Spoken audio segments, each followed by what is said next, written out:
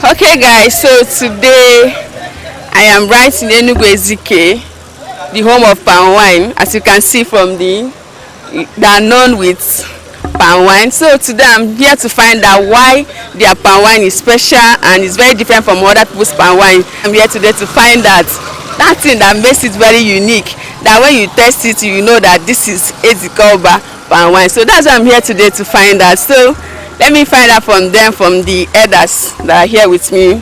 They will give us the history behind the palm wine and the reason why their palm wine is the best. Okay, so nine. Yeah, the main thing we of Tayen Fugen ejire mani ihe ji maru no bu nkwocha na-ekwu ezigbo nkwocha na-ata ashwa ihe fumere ọ bụ dịga nkwocha unu ji adị n'iche na nke unu na nke ndị ọzọ nya anyị bịara ma ịghọta. Okay, ihe o ji adị n'iche na nke ndị ọzọ bụ na anyị na-enyi nkwụ akwụ na abụọ nke bụ ka bụ ọtụtụ ekwesite ọ ga-adị ezigbo ọhị ọ ga-abụ nne m ọ ga-abụ eme ịdọgị a n'ala ivuliri ya ṅụrị gere mgbe isi kwuru nkwacha. Okay, o tee eme mgbe m gugboro dịka tere mgbe m bidoro okpete nkwacha primary 3 bidoro m okwu n'oge si n'oge kwuru nkwacha erute nwụcha esi m n'oge kwuru nkwacha bụ erute nwụcha anyị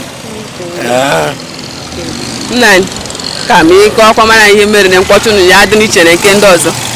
Okay, ihe nkwacha anyị ji ya dị n'iche na nke ndị ọzọ ya nkwacha mechara ụkwụ bụ na ka ekwetere ebe a na-ebute ma ụfọdụ n'ime anyị na-enye nkwụ te na ọkọ 3 o'clock in the night ha enweghị limit ma ebutere ma ekwetere mmanya nwama ma achị ekpụrụ shuga ma ọ bụ enyi ege ọzọ ji eme mmanya anyị zite ta mechara kwa ihe ka ị na-spend ị na-emebi ego karịrị 200,000 na ma ọ na-eme iwu obodo dịrị edemewa na atụ egwu na-enwere kọyara imeghe chi n'ehụ ya bụ ga-ekwotere ebe a na-ebute ere exactly naturally. Mana ya ga-ekwotere ebe a na-ebute ma bụ ma ọ bụla emele n'ehụ ọjọọ arụ ị na-eshi naturally ma ọ bụla enyere mmadụ nsogbu n'ehụ. Okay, sa gịnị bụ eji mara gị mbe? Ihe eji mara m bụ aha m bụ Anthony Elugu Ọmabe Elugu. Ọmabe Elugu n'ehi Igbo. Mee amechara chịrị m echichi a na-akpọ m Chief Ebubedike 1 of Amachalla Autonomous Community. Yes. Kedu ihe nwere ya kọọ naanị na nkwochi mana mgbe ijele nọbi n'ụma nkwochi Ezike-Oba asị gị na mmanya ha bụ ezigbo mmanya na ihe bụ mmanya na-aṅa aṅụ na mmanya ha naanị ga-achị ihe ma anụ ga-awụ ihe na na gị kwetere n'elibi ji bujene gị bi nwere ka ọ na ihe efu mere nkwochi unu ya adị n'iche na nke ndị ọzọ. Ebe anyị nọ now bụ Amachalla Autonomous Community. Enugu Ezike siri ike mana mgbe ejiri nkwacha mara nwee nkwacha as no he na ekwo the best bụ na Amachalla ma ha mụ he na ekwe bụ the best bụ o nweghị ihe gbasara ka esi enye nkwube anyị dị iche na ka esi enye na mba ọzọ. Anyị nwere 3 market ashwe top anyị nwere o nwere na-ere 6 o'clock to 7:30 o nwere na-ere 7:30 to 9:30 o nwere na-ebido 10 till 10 ya mmehie nọ now bụ the headquarter nkwocha ndị Enugu Ezike ile otu na-afụcha moto na-abịa from other part of Enugu Ezike ihe na-abịa ego mmanya mee ọ bụ na ndị na-enyi n'ụtụtụ na-ere 6 o'clock ha na-enyi nkwụ ha early in the evening. Ndị na-ere later na-ere enyi nkwụ ha later in the evening, in the night. Ma ndị na-ere this from 10 o'clock na-enyi from 2 in the midnight. So it's still fresh, no fermentation, no carded fresh by this time till evening time.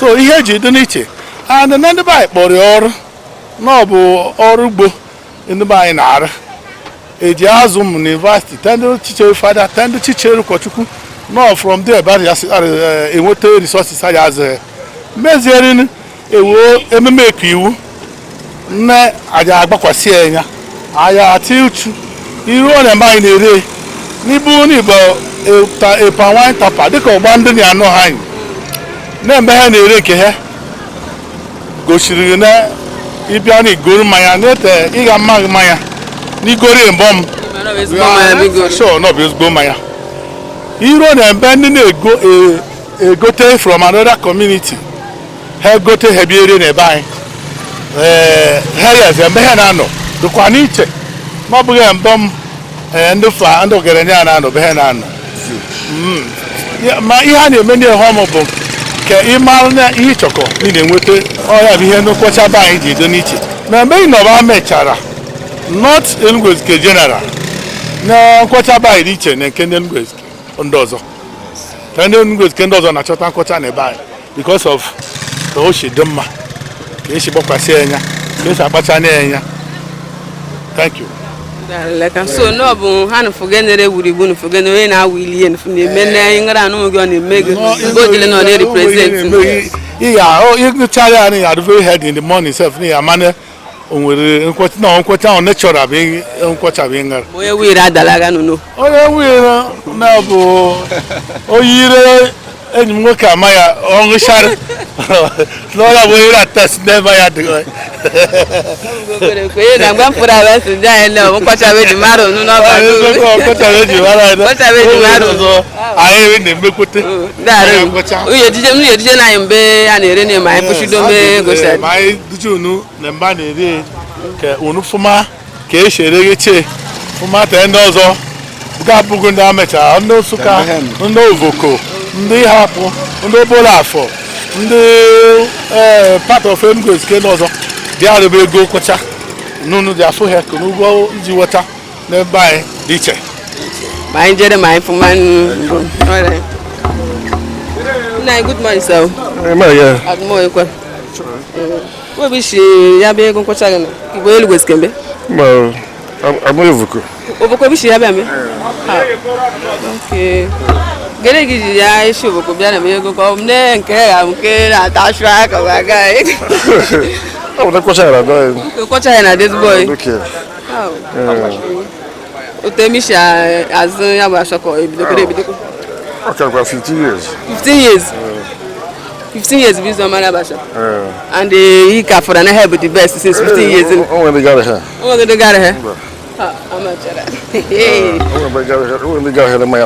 the one Amachalla bring the best tapas the best tapas ni me ni fu agba iko benu ka from agba na be go sunu nu na eko shwa o amne ko cha be daro ru ya be ko kai o meze to ke ndra anyi o nwe ihe ọzọ chukwu ndra ya as a gift munana ga ka ya mba ya dị n'ọmụ jana na ekore nwa mari ana bụ ha nyere na-ege na ya na-eshu jekobo onyishi ya na-eshu jekobo ogere ụmụna o mere ndị evọrọ na ndị security mmekpochie na omere agwọ o jere akpọma ndị ogere ọnụ so ọ ya bụ ani enifu na emezi ogari strong ya bụ isi anyị na-agbụ nọ n'benyi ezigbo yin daru me ya test ni anta me mara gona ya ba chọba kọpụ ya chọkọ ya gba em jai ala na eze ala ala mbu chukwu me ya so Edwin Ezike I'm the art and craft. Thank you.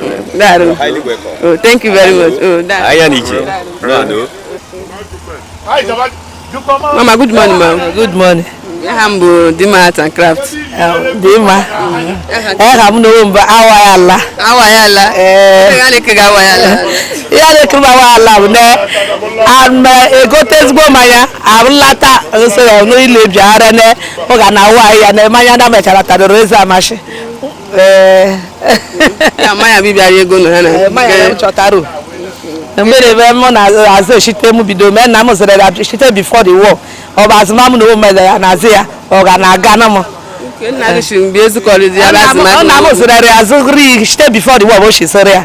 Mu no me ze nyu mi ka ba sere aba me chara ba na azo shite mu bia. Ma ba me chara ba na gi shim bo mo zuri he. Na ba na be ego. Ma chara be na azo shite wa to wa.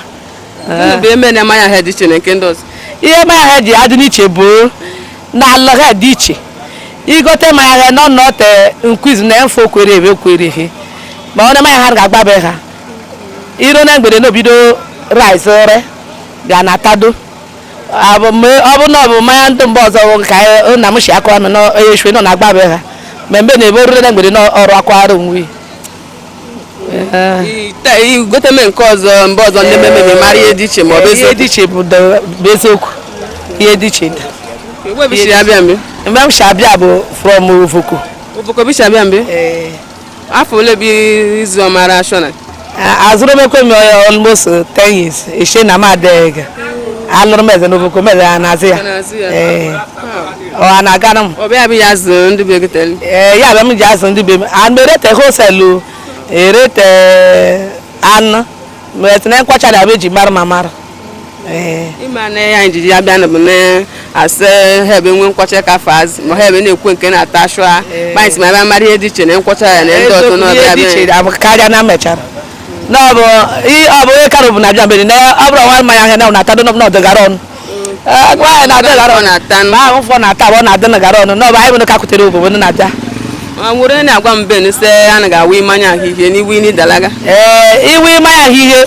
na-ejirigo n'ijere White House mmanya ahịa adịghị eme ka good morning sir daga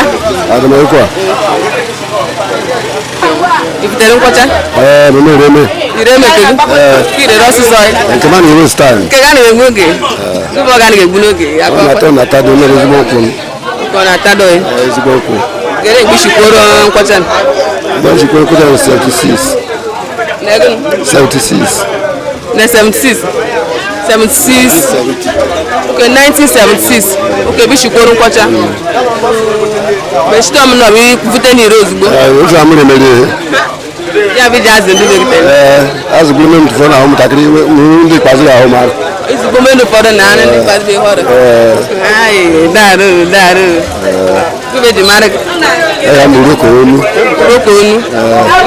amechara daru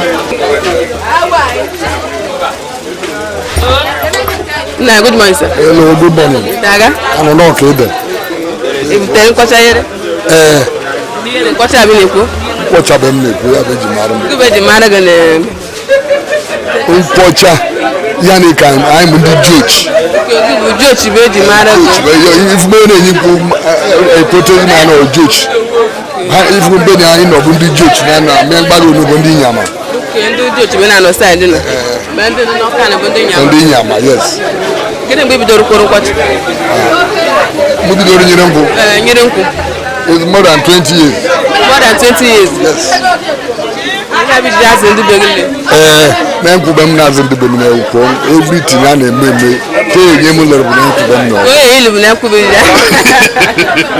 ma ọ bụ bute n'ire ozugbo ka a na-egbo gị mba na ọ na-egbo gị mvute mmanya ma ọ n'ihe mmanya mechara na-eji apasị na bụ na anyị anaghị enye nkwụ asọ n'oge ọ bụrụ na enwere okeshọn mgbe anyị na-anyị redi jere mgbe a na-eme eme anyị jechere ike kwaga na kịta 3 2 na anyị jede nkwụ asọ ma ya anyị na-enye na anyị gba ike onye anaghị anaghị eyi mmiri anaghị achị mmiri ọzọ na-esote ebu na-emekonu imemere adulteration wine dịka chibe shuga se anything na-abụrụ mmanya na ọkanịghọ ibu onye mechara because we are just charging you carry 200,000 ije meme ije jebe ndị ọgaranya ije kpoje mmanya ije geju ije mezu ya before agwari ntewe ni gaje nyire keni wini dalaga so na ni ga nwa ama me ashwani daru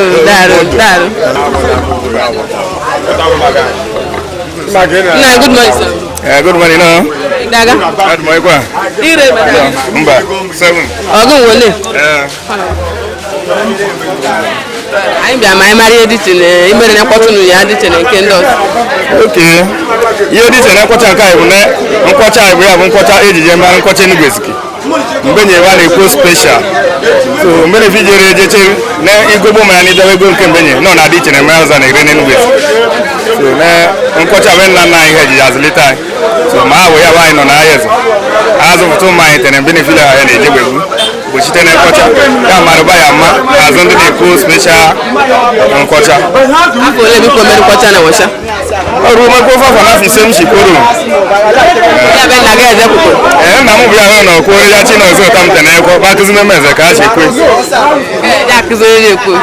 Ma na kizin mu mu he. Ya ne ko sha. Mu ne ko me ko. This is Amachalla community, and they are known with good palm wine. They say, according to them, from what I find out from there, they say they don't add anything to it. That if you add anything to their palm wine, they will have to charge you to pay a fine. And some of them said you pay a fine of 200,000 and all that. You know, when you came to sell 1 gallon of palm wine that maybe at the cost of 3,500 or 4,000, and you're being charged to pay 200,000. No, nah. So according to them, because of all those things, you don't have to add anything. That's why they are known with good palm wine, original. See on the Enugu Ezike palm wine.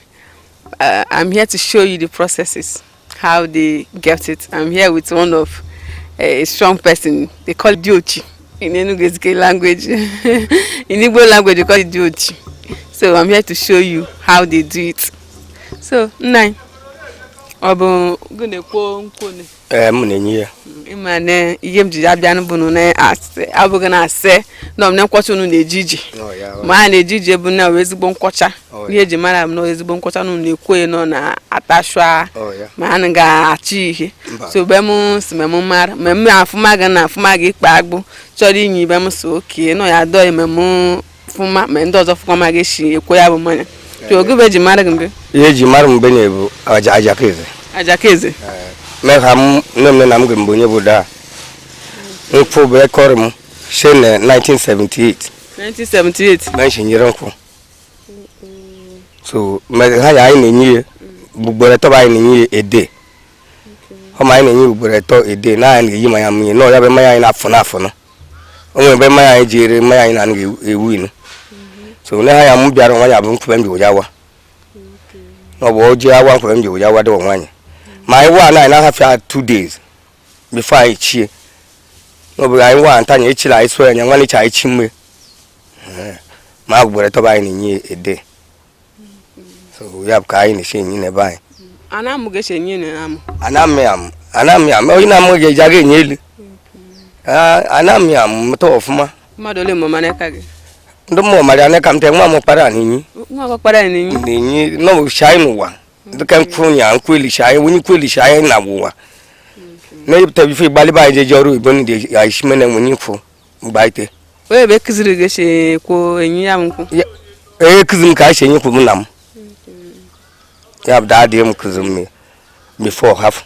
You have an when you come. Yes, exactly. Yan where Papa and you to him. Yeah, Papa, you young one. Okay. My man is saying you have here.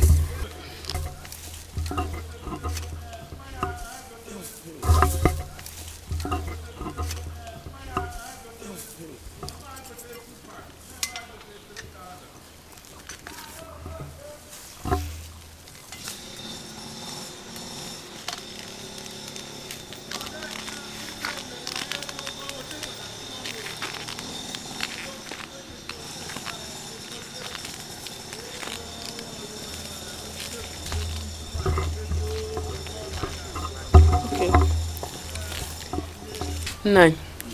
Nkuna wana nenyi kwe dezigbo golodugwa. Yes. Nkuna ifro onyiku hanfa. Bu ya bu na tata udoni.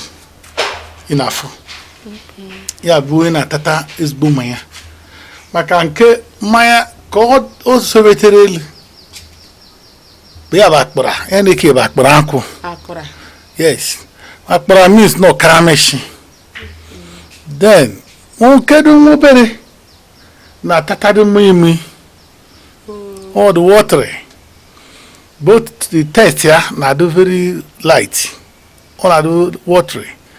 Manenke sweru temeri ke akpelanya o tata maya na before no ferment no neru 2 days. 2 days. Yes, before no ferment ga de kai I'm gonna go. Oja kabu ingaro ni ingaro aka no duke kai bi na. Ladi.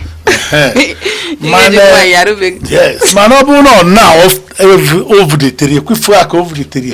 Need test ma, test go there.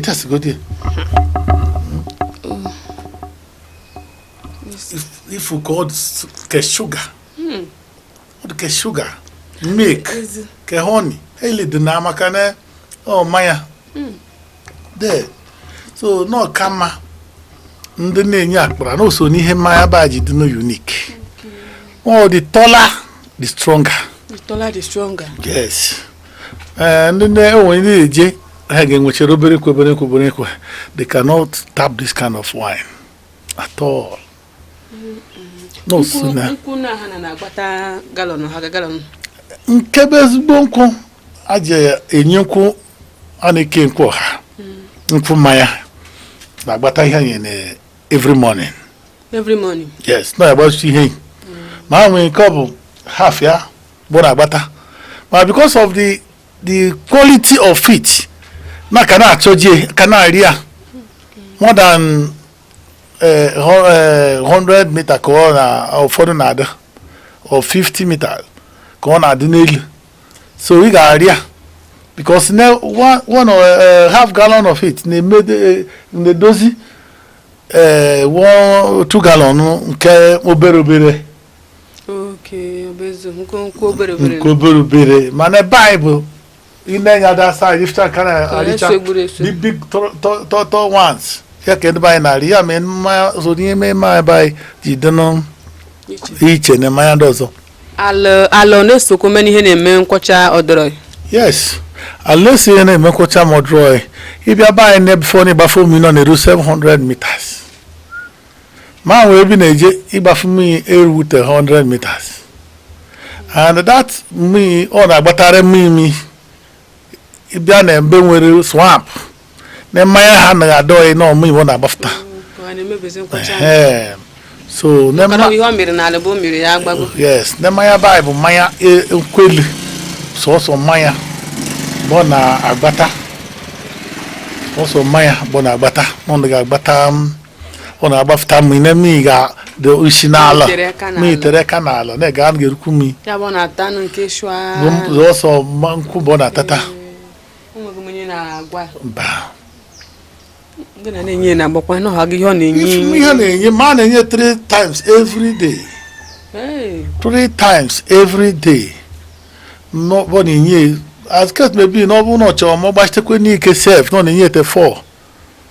Only me 4. Obu no ga agbata 1 gallon now, agbata 1 gallon and a half. Because by the time more dry, the tongue yeah be dry. It dry no bafta meals no ogu. I cut koma obidokumi baftar.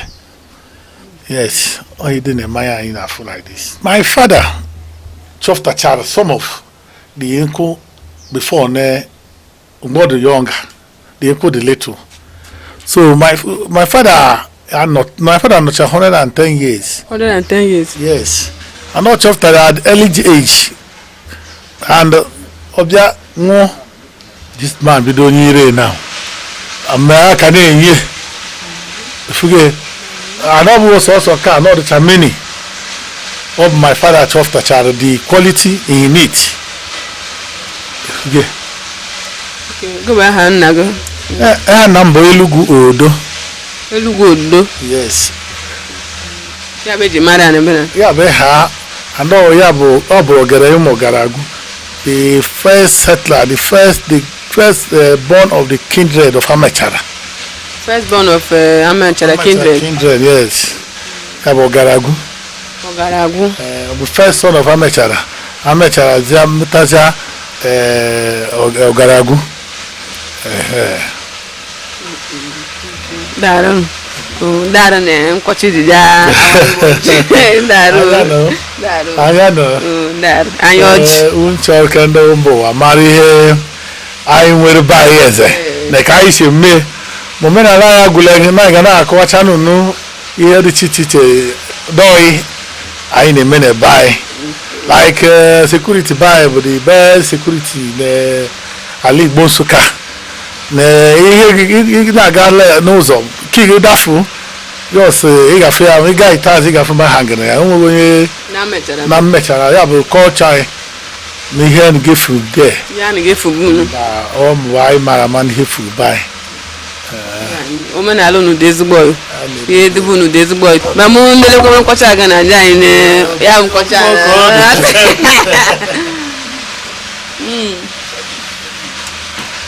nna abịa na nkọcha na gịnị na gịnị bụ na-arụgbagbu na-eshu mmadụ ihe nkọcha na-arụ akarị abịa ifuru n'ebe anyị ifuru onye kpirish n'ebe anyị ma ọ bụ yeast bụ ihe na-asa anya naturally ya bụ obodo mbụ ohe bụ na enwere taịpụ nkọcha na-abụ ọ bụ nne nwaanyị amụta nwa n'ebe anyị ma mụnyere aja agbataghị na o nwere udo nkọcha ya eyite chemedat madam onye mụrụ nwa sama ya that is before edebe shekọp nwa agha bụ nọrọra a na-ekwaghịkwa nyere agbara mmanụ ihe ha na-eke bụ ọfụnkwụ ma bụ na gịrị nwaanyị na di ga-alụcharụ ga-achọrọ n'ebido n'ụwa ọ bụ na nkwacha ba ga-ebido ụwa na ọ bụ n'oge bịa na ọ bụ nkwacha ọ bụ kaikai ma abụghị bịa ọ bụ anyụrụ nkwacha ihe nwoke fụta nwoke zara nwoke shiri ike ka ị na-afọ ya mụda na papa m ghere nkwacha ọ ghere nkwacha bifo ha akwadobe ọnọdụ ọ ya bụ ihe dị na ihe ọ na-arụ shiri ike ọ bụ m na-ebịa na-ekwacha na n'ote gị nwere nkwacha ị nwere ezigbo nkwacha meghe udu deti ị ga-enwe light stud ị nwee very light stud but ọ gaghị ete ka just 2 to 3 times n'okwu agụ ọsacha amaghị ịhụ n'ehe ọgadị n'ọma ma ọ bụrụ na na-enweghị ihe eyiri na nkwacha ọm nọ natural ọ na-arụ ya karịa nke mma betere nke nna m kọwanụ m bụ ihe a ma mụ testchara ọ bụ eziokwu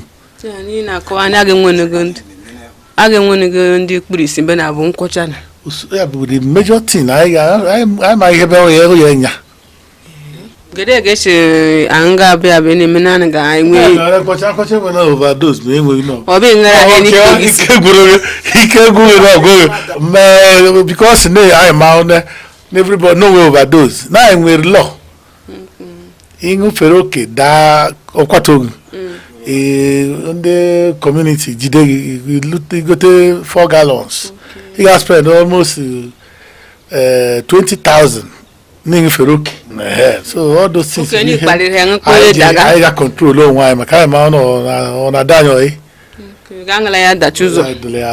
ma o mere arụkwa anyị wee tizie dị iwu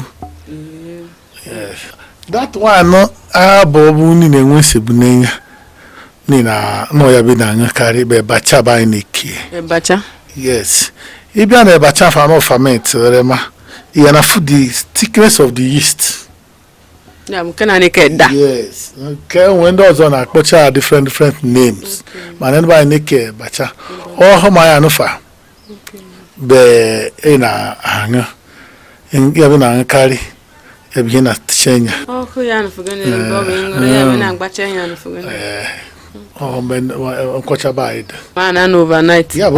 ya overnight ife ọ na-anọ bụkwa mee the yeast gbagote ị ga-afịa ịnya gị odolodekpo ma ọ nọdụ ndụ nkwacha ifuru dondo now the more ọ na-aga agbago agbada ọ na-aṅụ nke nwụrụ ọgbada abụrụ yeast nke nwụrụ ọgbada fermentation ama m ke isha water by that time ọ na-agbada like that mfe na-agbadata mgbe ya ọ na-aṅụkarị na sacha ya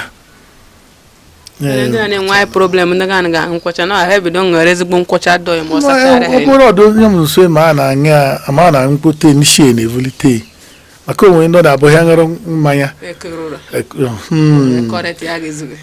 yes ga-ekwugheri ọnụ ọ dịghị mana nkwacha bụ ihe ọ ya bụ ịṅụrụ ma ma ba ezigbo nkwocha ifuto ụtụtụ niile eji ọrụ n'inwe ike ọsị n'obi na-enye nsogbu n'ịṅụrụ mmanya yesterday ma n'isi na nwaanyị ṅụrụ mmanya yesterday n'ọbụ ya ha fi tete n'ụra na edis healthy.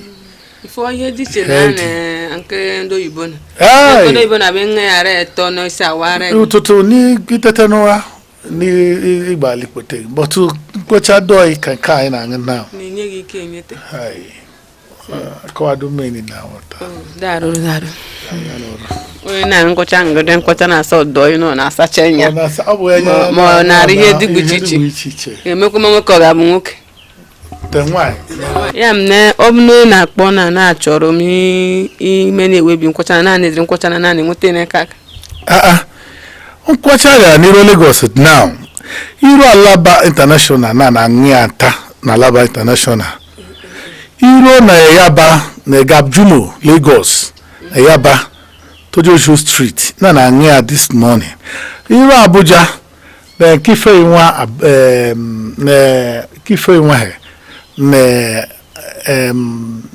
kede ha na Jabi Park na-aṅụ ya Kuje na Abuja na-aṅụ ya nta iro na Onitsha na ekwocha Enugu Ezike nkwocha mechara anya na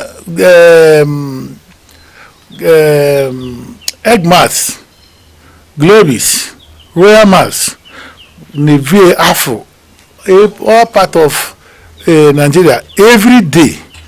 Mani kwacha amacharaji kano ebo. All the game maybe 1 day, 2 days, 3 days. Yeah, because of natural. All the can money, kite money. Not get money not 3 days, no maybe. Money no a week. No maybe like. No kade doyo no ho me kwacha mecharada. No we here find abaya na maybe see. Man I na abaya enif. Not just like that, but in business no nwere occasion.